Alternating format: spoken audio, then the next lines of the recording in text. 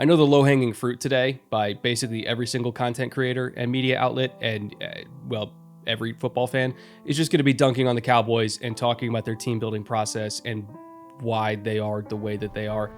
Why are you the way that you are? Honestly, every time I try to do something fun or exciting, you make it not that way. I hate so much about the things that you choose to be. But I'm going to go the other way today. I'm going to talk about the other side of this transaction, and that's the Packers. Because as much as it pains me to say it, it's not often that you see a team that is one player away actually go get that one player. And there's a lot of data and there's a lot of film that points to really the Packers just needed a guy like Micah Parsons to get over the hump. And now they got Micah Parsons. Like, this is a monster trade. It completely transforms the entire season. So we're going to look at it more from the Packers side of things, and we'll leave the dunking on the Cowboys to, everybody else. Before I get into it, though, I do want to thank today's sponsor for making today's show possible, Factor. If you don't know who Factor is already, they're a company that ships fresh, never frozen, dietitian-approved meals right to your doorstep. All of these meals can be heated up in the microwave in just 2 minutes. They taste good, and they have recently doubled the size of their menu up to 80 plus rotating weekly meal options. You are never going to get bored with these. They have 2 times as many seafood options as before, 2 times as many high protein options like beef fillets, turkey, shredded beef, and meatballs, and they also have more global cuisine options as well, including more Asian and Mediterranean meal options. Factor takes a lot of the stresses of grocery shopping and meal prepping, both literally and figuratively, off your plate. So if you're interested in getting meals that can be made fast, eaten conveniently, and still be tasty, all delivered right to your door, I encourage you to check out Factor.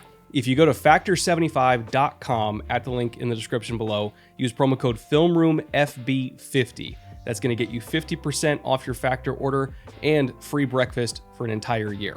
Again, that is factor75.com at the link below. Use promo code FILMROOMFB50. That's going to get you a 50% discount and free breakfast for an entire year. Thank you once again to Factor for sponsoring today's show, especially on short notice because everything's all jumbled up this week. And with that, let's talk about the Packers. When looking at the core of the Packers' defensive identity last year, honestly, I think Jeff Hafley deserves more credit than he got for making chicken salad out of chicken shit. This was not a good 4-man pass rush, which obviously is not Jeff Hafley's fault. He didn't draft these guys. But if you cannot get pressure with 4 because you don't have good enough talent, then your DC is trying to fight with one arm tied behind his back. Just looking at the numbers here, it's kind of alarming how mediocre they truly were. On 4-man rushes against true dropback passes last season, meaning no screens, no RPOs, no play action, just straight up dropback passes. Again, on 4-man rushes, the Packers' defensive line was 25th in pass rush win rate. They were 23rd in pressure rate. They were 21st in terms of pressures generated at 2.5 seconds or less, meaning they really were not getting a lot of quick wins. And in terms of knockdown percentage, meaning sacks and hits, they were 20th. So quarterbacks were just kind of sitting back there, totally unencumbered, not really bothered at all. And that meant that Hafley had to play a very conservative style in coverage. This team was 3rd overall in terms of cover 2 usage rates. They were 9th on first down, 4th on second down, and 2nd on third down at 36% cover 2 rate, which is insanely high. And on top of that, they were also 6th in combined usage of cover 6 and cover 8, meaning either quarter, half, or half, quarter. Cover 2 on one side, quarters on the other.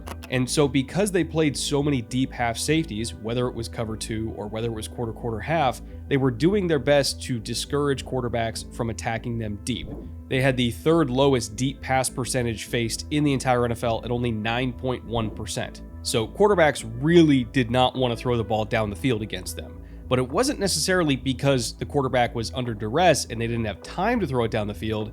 They were just deathly afraid of Xavier McKinney, as they should be. They really didn't want to give one of, if not the best safety in the entire league last year, more opportunities to pick the ball off down the field.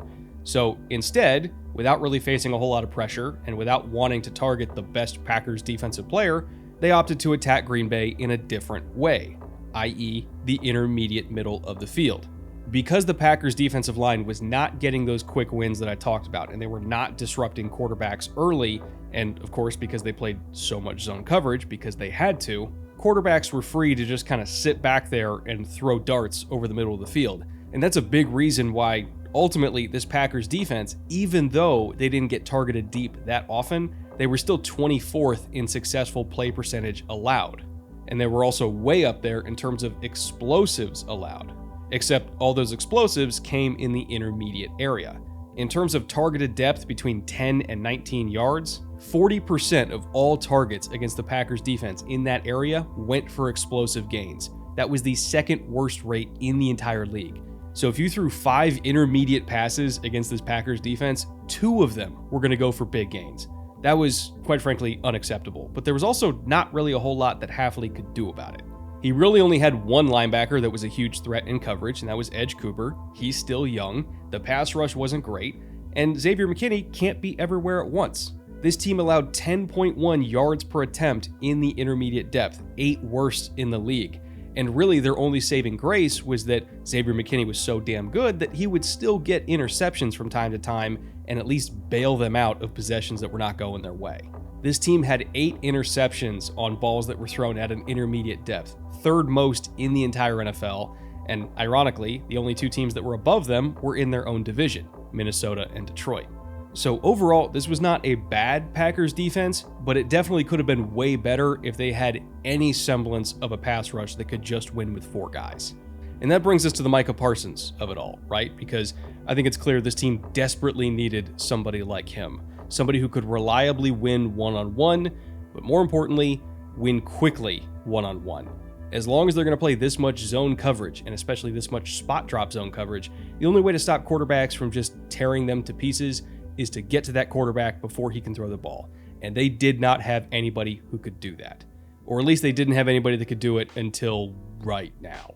If you combine every season back to 2021 when Micah Parsons entered the league, there are only 4 pass rushers in the entire NFL that have more pressures than he does that are 2.5 seconds or less. Chris Jones, Max Crosby, Nick Bosa, and of course, Myles Garrett.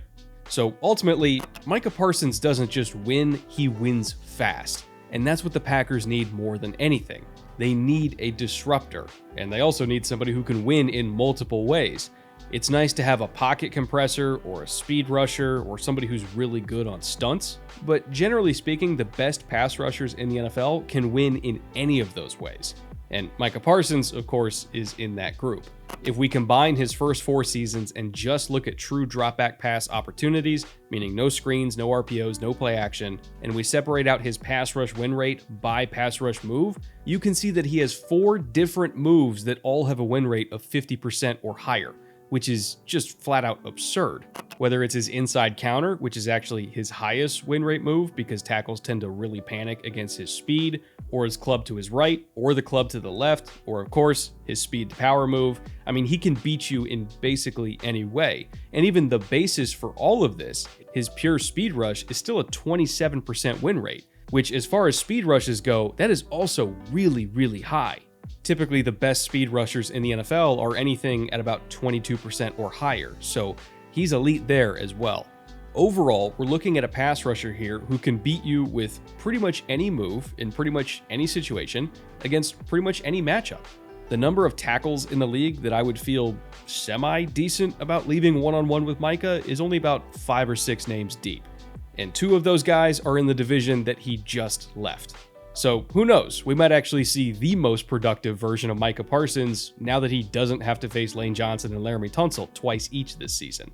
At the end of the day, this is an incredible player who never should have been available in the first place, and somehow, just like with Reggie White decades ago, he ended up as a Packer. If that doesn't finally prove to you that God is a Packers fan, well, I don't know what would.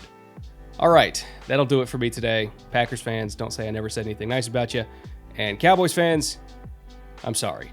Like, this is a tough one to swallow. But you'll get over it. You're a resilient people. You have been for 30 years. Like, surely it can't get worse, right? Maybe. Anyway, I'll see you guys in a couple days. Next episode is going to be on the Bears-Vikings season opener. I don't know when that's coming out because time is a blur at this point, but it's coming out soon, sometime before week 1. And I'll see you then. Later.